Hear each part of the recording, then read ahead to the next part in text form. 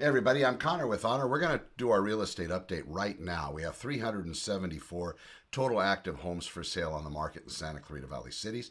Today's the 27th of April 2024. What we're going to talk about, two tips. We're going to do this in under 60 seconds, one for sellers, one for buyers. I'll get to that in a second. But let's talk about that local Santa Clarita real estate inventory. All across the market, 374 total active homes for sale. There's going to be 19 of those that are going to be coming soon. 80 properties have come on the market in the last 5 days. 47 properties have had their prices changed. Unfortunately, most of those have been reductions from listing price.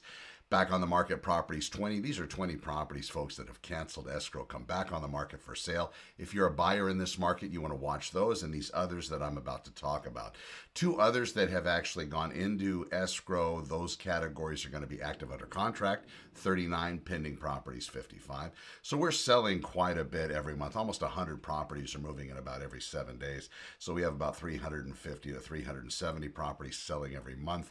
With those listings coming on the market showing total active numbers around that same amount, 360, 370, we got about a month till we run out of inventory if no sellers replenish the market with other listings that hold back. And that's a buyer tip. Sellers are watching because those interest rates are getting higher, and that makes it more difficult for them to sell because most of them are locked in at very low interest rates. Finally, we have closed properties, 46 properties closed escrow in the last 7 days, 5 properties expired, and 4 canceled, 11 are put on hold, and 4 have been withdrawn from the market.